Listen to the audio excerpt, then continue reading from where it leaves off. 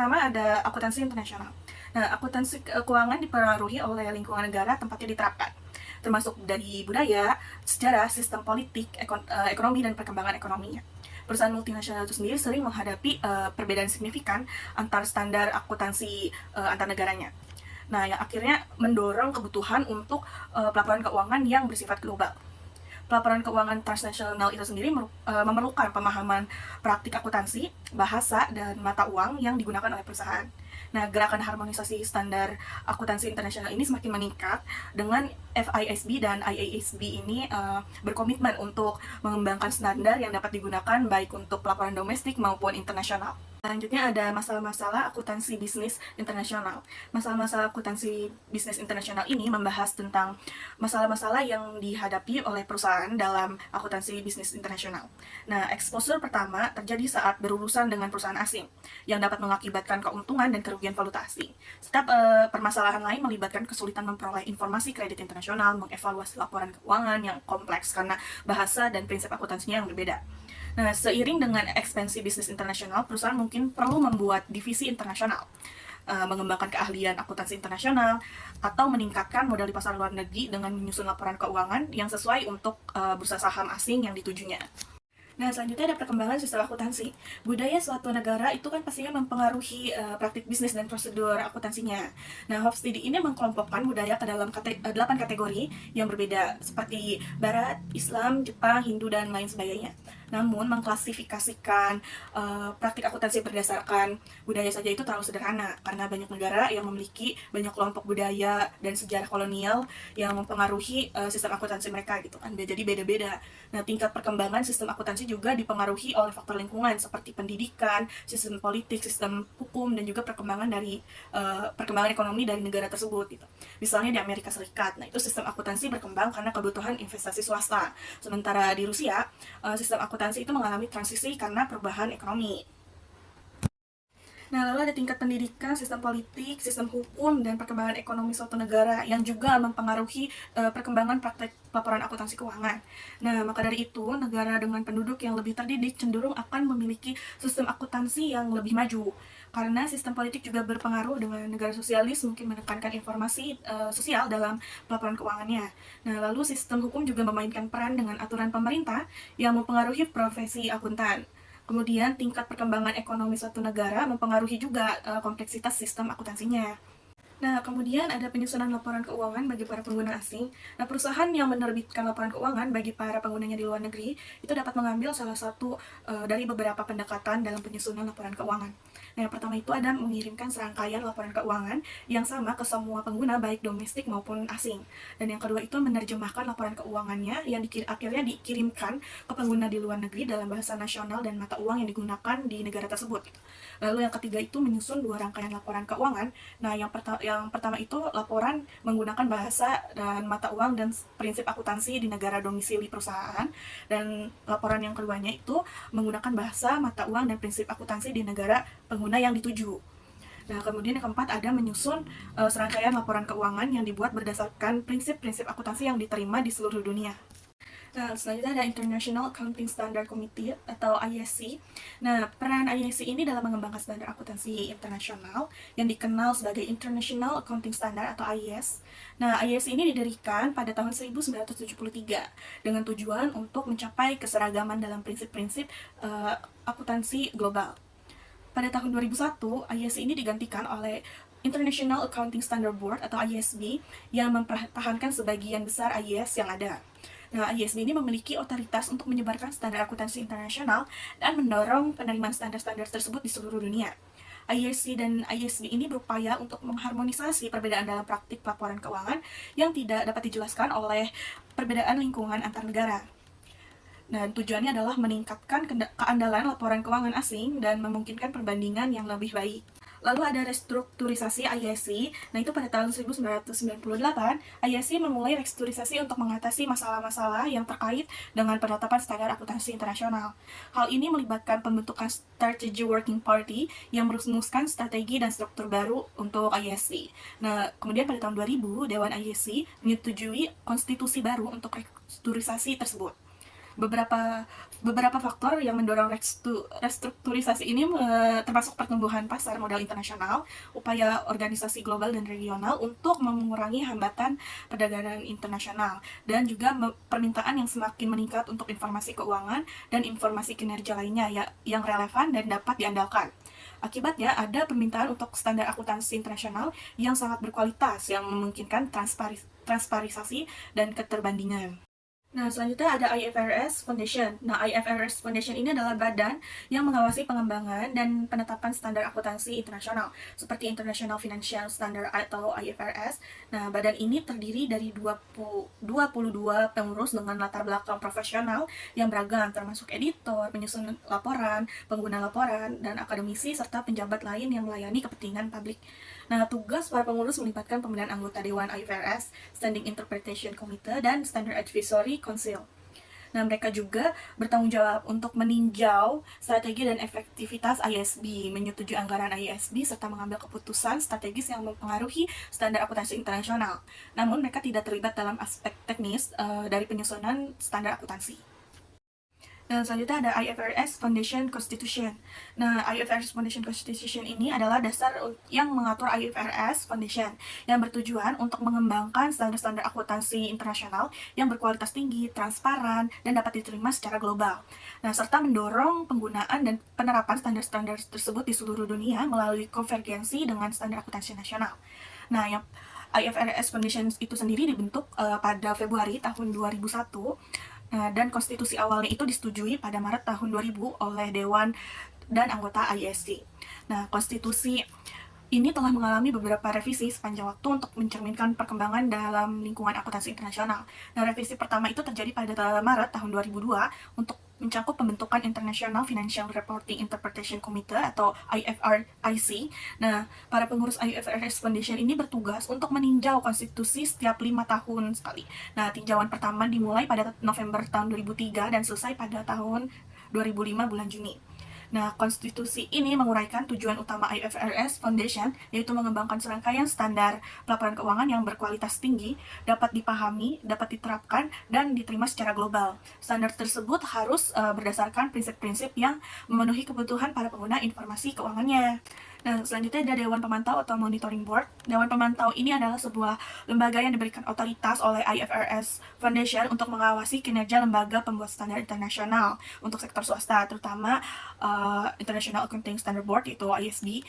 Nah, Memorandum of Understanding ini menjelaskan interaksi di antara Dewan Pengurus dengan para pengurusnya.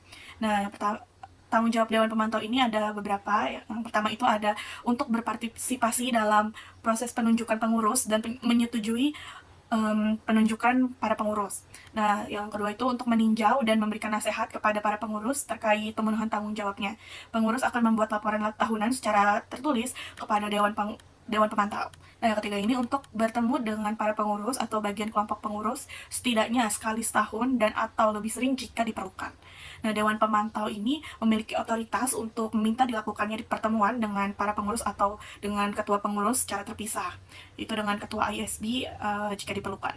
Nah, terkait setiap bidang pekerjaan yang berhubungan dengan para pengurus atau LASB. Nah, kemudian ada International Accounting Standard Board atau IASB. Nah, ini tuh IASB ini adalah sebuah lembaga yang bertanggung jawab untuk mengembangkan dan menerbitkan standar pelaporan keuangan internasional. Nah, termasuk draft exposure dan interpretasi yang dikembangkan oleh IFRS Interpretation Committee atau IFRIC itu. Nah, sebelum mengeluarkan standar yang bersifat final, IASB ini harus mempublikasikan draft exposure untuk mendapatkan respon publik. Nah, mereka juga dapat mempublikasikan prinsip-prinsip atau dokumen lain yang terkait dengan proyek-proyek penting. Lalu Dewan bertanggung jawab untuk menetapkan prosedur-prosedur pelaksanaan untuk meninjau komentar yang masuk terhadap draft exposure atau dokumen lain. Mereka juga dapat membentuk kelompok penasehat ahli untuk proyek-proyek penting. Lalu Dewan berkomunikasi dengan IASB Advisory Council dalam proyek-proyek penting, keputusan agenda, dan prioritas pekerjaan. Mereka juga mengeluarkan dasar-dasar bagi kesimpulan terkait standar akuntansi internasional. Nah, selanjutnya ada IASB Advisory Council dan Accounting Standard Advisory Forum atau ASAF. Nah, selain IASB ada juga IASB Advisory Council. Nah, yang terdiri dari perwakilan dari berbagai organisasi di seluruh dunia memberikan arahan kepada ISB terkait prioritas dan implikasi standar yang diusulkan. Nah, ada juga Accounting Standard Advisory Forum atau ASAF tadi yang bertujuan untuk memperbaiki kerjasama antara pembuat standar pelaporan keuangan di seluruh dunia dan memberikan arahan kepada ISB dalam pengembangan IFRS. Nah, ASAF ini mencakup perwakilan dari lembaga pembuat standar nasional dan regional, membantu memastikan masukan yang relevan dalam penetapan standar. Lalu ada IFRS Interpretation Committee. Nah, International Financial Reporting Interpretation Committee atau IFRIC ini adalah komite yang berfungsi untuk mengembangkan interpretasi atas standar pelaporan keuangan internasional yang diterbitkan oleh ISB. Nah, IFRS ini awalnya dibentuk setelah kritik terhadap kekurangan interpretasi atas standar IFRS. Nah, peran IFRIC ini adalah untuk mengembangkan interpretasi atas standar IFRS dan mempublikasikannya dalam bentuk interpretasi draft untuk mendapatkan tanggapan publik. Nah, jika disetujui oleh IFRIC ini, interpretasi tersebut akan menjadi interpretasi final dan harus dipatuhi oleh entitas yang menerapkan IFRS dalam laporan keuangannya. Konsensus dicapai jika tidak lebih dari 3 dari 14 anggota IFRC menolak interpretasi draft atau final. Nah, kemudian ada kegunaan International Accounting Standard. Nah, standar-standar akuntansi internasional atau International Accounting Standard IAS ini dapat digunakan dalam berbagai cara. IASB mencatat bahwa standar-standarnya yang akan digunakan yaitu sebagai ketentuan nasional, sebagai dasar bagi beberapa atau seluruh ketentuan nasional, sebagai tolak ukur atau benchmark internasional bagi negara-negara yang mengembangkan ketentuannya sendiri, oleh pihak-pihak yang berwenang untuk perusahaan-perusahaan domestik dan asing, dan yang terakhir itu oleh perusahaan itu sendiri. Nah, kemudian ada ISC dan IOCO. Nah, IOCO ini adalah International Organization of Securities Commission.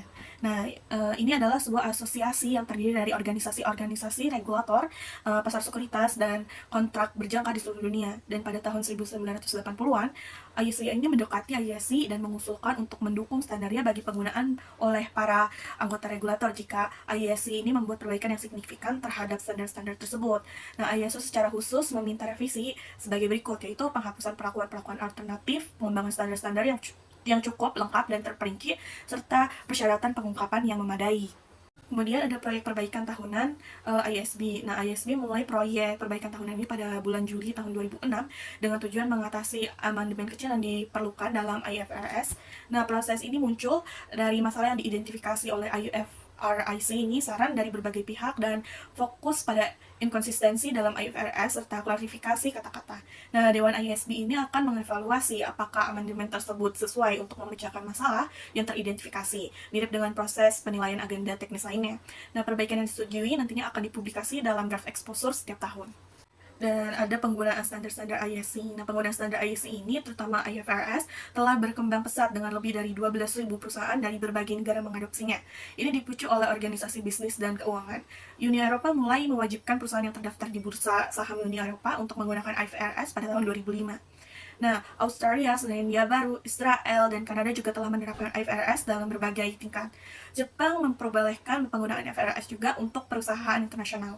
Sedangkan China telah melakukan konvergensi pada standar nasionalnya. Ini berarti hampir semua perekonomian besar, kecuali Amerika Serikat, akan menggunakan IFRS. Nah, untuk membantu perusahaan mengadopsi IFRS ini, ISB mengeluarkan IFRS nomor 1 yang menjelaskan proses transisi dari standar akuntansi lainnya ke IFRS. Konvergensi IASB dan FASB. Di awal tahun 2000-an, IASB dan FASB terlibat dalam upaya-upaya untuk mendapatkan serangkaian standar akuntansi internasional yang seragam. Di antara upaya-upaya tersebut adalah proyek konvergensi internasional jangka pendek FASB dan Norwalk Agreement. Proyek konvergensi internasional jangka pendek FASB. Tujuan proyek konvergensi internasional jangka pendek FASB adalah menghapus perbedaan antara GAAP-PAS dan IFRS yang tidak termasuk dalam proyek-proyek besar lainnya. FASB dan IASB mulai membahas perbedaan ini pada tahun 2003 untuk mencapai solusi bersama dengan target awal pada September 2004, tetapi kemudian ditunda hingga Desember 2011. Proyek ini masih berlangsung, mendekati penyelesaian pada saat buku ini dicetak. Norwalk Agreement. Pada tahun 2002, FASB dan IASB bertemu di Norwalk Connecticut untuk mengkomitmenkan standar akuntansi yang kompatibel. Kesepakatan mencakup proyek jangka pendek untuk menghilangkan perbedaan antara GAAP-AS dan IFRS, menghilangkan perbedaan lainnya pada 1 Januari 2005, melanjutkan proyek gabungan, dan koordinasi aktivitas lembaga interpretatif demi kesesuaian standar yang berkualitas. Pengaruh standar akuntansi internasional versus GAAP-AS. Pada Februari tahun 2000, SEC mempertimbangkan izinkan perusahaan asing daftarkan sekuritas di bursa saham AS dengan aturan akuntansi internasional. April 2005, SEC mengusulkan pembatalan rekonsiliasi IFRS perusahaan asing.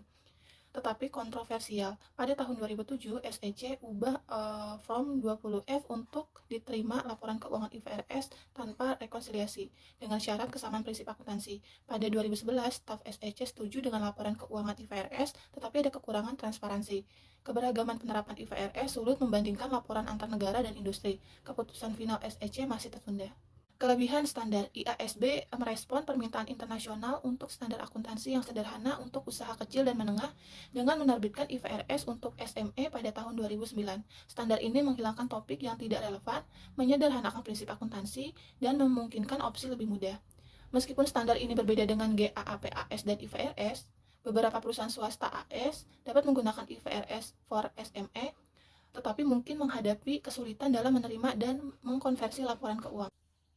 Kerangka penyusunan dan penyajian laporan keuangan. Pada tahun 1989, IASC menerbitkan kerangka penyusunan dan penyajian laporan keuangan untuk membantu mengembangkan, mengharmonisasi, dan menerapkan standar akuntansi internasional. Ini juga memberikan panduan tentang elemen-elemen laporan keuangan dan konsep-konsep modal. Pada tahun 2010, IASB dan FASB merilis revisi kerangka konseptual yang menekankan relevansi dan reliabilitas informasi keuangan, serta mengatasi masalah akuntansi yang tidak tertangani oleh standar atau interpretasi. Pengukuran elemen-elemen laporan keuangan. Pengukuran dalam laporan keuangan menggunakan berbagai dasar seperti biaya historis, biaya kini, nilai penyelesaian realisasi bersih, dan nilai sekarang terdiskonto sesuai dengan kerangka IFRS. Meskipun biaya historis paling umum, standar dan interpretasi IFRS memberikan panduan untuk memilih dasar pengukuran yang sesuai. Konsep terkait modal dan pengelolaan modal. Masalah terakhir dalam kerangka adalah konsep modal, yang bisa merujuk pada aset atau kapasitas produktif, tergantung pada kebutuhan pengguna laporan keuangan. IASB memulai proyek kerangka konseptual pada 2004 dengan FASB, namun berhenti pada 2010. Pada 2011, IASB melanjutkan proyek ini, fokus pada 5 topik penting dengan tujuan meningkatkan kerangka konseptual dan menyelesaikannya pada tahun 2016. Proyek penyajian laporan keuangan IASB dan FASB. IASB dan FASB berkolaborasi untuk mengembangkan standar yang baru dalam penyajian laporan keuangan, menggantikan standar yang ada seperti IAS nomor 1 dan IAS nomor 7. Proyek ini bertujuan mengatasi masalah fundamental terkait penyajian dan pemaparan informasi dalam laporan keuangan, termasuk hubungan antar komponen, pemilihan informasi, dan ketentuan mengenai likuiditas dan fleksibilitas keuangan. Agenda Consultation Initiative. Pada bulan Juli 2011, IASB mulai agenda Consultation Initiative yang melibatkan investor dan bisnis setiap 3 tahun. Hasilnya termasuk feedback statement pada Desember 2012 dengan tema utama periode tenang, kerangka konseptual, perbaikan standar tertentu, implementasi, dan pengelolaan. Gagasan yang muncul adalah implementasi yang lebih baik, lanjutkan pekerjaan pada kerangka konseptual, dan proyek riset baru seperti skema perdagangan emisi, kombinasi bisnis, tingkat diskonto, dan lain-lain yang mungkin tidak mengubah pedoman secara signifikan. IAS nomor 1 dan IFRS nomor 1. Perusahaan yang mengikuti seluruh aturan akuntansi menghadapi tantangan berbeda dibandingkan dengan yang hanya mengikuti perubahan tertentu dalam standar akuntansi. IASC mengatasi ini pada tahun 1975 dengan SICS yang mengharuskan laporan keuangan mengikuti standar sejak awal. Pada tahun 2000-an, banyak negara mengadopsi standar IASB yang memunculkan kompleksitas. LAS nomor 1 2003 menggantikan SIC 8 memperhatikan biaya dan manfaat. IAS nomor 1 2014 mengklarifikasi pengungkapan dan penyusunan catatan. IFRS nomor 1 2007 mengharuskan penerapan IFRS dengan pengecualian tertentu. Prinsip utamanya adalah pengakuan aset dan liabilitas sesuai IFRS serta pengukuran menggunakan IERS. Nah, selanjutnya ada pendekatan kegunaan keputusan laporan keuangan. Nah, pendekatan kegunaan keputusan dalam teori akuntansi itu kan mengutamakan pembuatan laporan keuangan yang bermanfaat, bahkan jika tidak dapat dianggap sempurna secara teoritis. Hal ini berdampak besar pada teori dan praktik akuntansi dengan fokus lebih besar pada kebutuhan penggunaan laporan keuangan. Nah, maka dari itu akuntan telah mengadopsi pendekatan kegunaan keputusan terhadap laporan keuangan sebagai reaksi terhadap ketidakmungkinan menyiapkan laporan keuangan yang secara teoritis benar. Namun, pendekatan kegunaan keputusan menimbulkan masalah dalam mengidentifikasi penggunaan laporan keuangan dan informasi yang mereka perlukan untuk membuat keputusan yang baik. Akuntan telah memutuskan bahwa investor adalah konstituen utama pengguna dan telah berdalih ke berbagai teori di bidang ekonomi dan keuangan, khususnya teori keputusan dan investasi. Kemudian ada teori keputusan orang tunggal. Nah, teori keputusan orang tunggal ini mengambil sudut pandang seorang individu yang harus mengambil keputusan dalam kondisi ketidakpastian. Prinsip ini mengakui bahwa probabilitas negara tidak lagi objektif karena berada dalam kondisi ideal, dan menetapkan prosedur formal di mana individu dapat membuat keputusan terbaik dengan memilih dari serangkaian tindakan alternatif. Nah, prosedur ini memungkinkan diperolehnya informasi tambahan untuk merevisi penilaian subjektif pengambilan keputusan mengenai kemungkinan apa yang mungkin terjadi setelah keputusan dibuat. Maka dari itu, teori keputusan itu penting karena dapat membantu kita memahami mengapa informasi merupakan komunitas yang sangat kuat. Informasi dapat mempengaruhi tindakan yang diambil oleh investor. Dan akuntan yang menyiapkan banyak informasi yang dibutuhkan investor juga perlu memahami peran penting ini. Lalu ada investor penghindar resiko. Dalam teori keputusan, individu yang rasional akan memilih tindakan yang menghasilkan utilitas tertinggi yang diharapkan. Ini mengasumsikan bahwa individu dapat mencari informasi tambahan dan merevisi probabilitas keadaan melalui teorema Bayes. Nah, meskipun tidak selalu mencerminkan perilaku nyata, konsep ini bermanfaat dalam konteks kegunaan keputusan dalam akuntansi. Nah, investor yang rasional juga akan cenderung menghindari risiko, dan penghindaran risiko dapat dijelaskan dengan menggunakan fungsi utilitas yang menghubungkan pembayaran dengan utilitas pengambil keputusan atas jumlah tersebut. Kemudian ada prinsip diversifikasi portofolio. Nah, prinsip diversifikasi portofolio ini adalah konsep dalam investasi yang mengacu pada penyebaran dana investasi ke berbagai jenis aset atau sekuritas untuk mengurangi risiko investasi. Nah, tujuannya adalah untuk mencegah eksposur yang terlalu besar terhadap satu jenis aset atau perusahaan tertentu. Sehingga jika satu investasi tampil buruk, kemudian dapat diminimalkan oleh kinerja positif investasi lainnya. Nah, diversifikasi membantu mencapai tingkat pengembalian yang lebih stabil dalam jangka panjang. Meningkatkan kegunaan keputusan pelaporan keuangan. Kesimpulan, MD dan A adalah langkah besar Komisi Sekuritas yang melampaui persyaratan GAAP dan berkaitan dengan pengungkapan manajemen di laporan tahunan di luar laporan keuangan. Penelitian menunjukkan bahwa MD dan A bermanfaat dalam pengambilan keputusan, tetapi perlu penelitian lebih lanjut untuk menilai apakah kegunaannya menurun. Reaksi Badan Akuntansi Profesional terhadap pendekatan kegunaan keputusan. Kerangka ini menekankan pentingnya karakteristik informasi akuntansi yang relevan dan dapat diandalkan untuk membantu pengambilan keputusan investasi tanpa perlu melakukan prediksi langsung tentang keuntungan di masa depan. Akuntan harus mencapai keseimbangan yang tepat antara karakteristik-karakteristik tersebut untuk memberikan informasi yang berguna. Kesimpulan kegunaan keputusan. Pendekatan kegunaan keputusan dalam pelaporan keuangan berfokus pada pemahaman masalah keputusan investor. Teori keputusan satu orang dan GAAP berperan dalam memberikan informasi relevan dan andal untuk memprediksi kinerja perusahaan dan hasil investasi di masa depan. MD dan A dan Badan Penetapan Standar Akuntansi juga mendorong peningkatan keinformatifan laporan keuangan.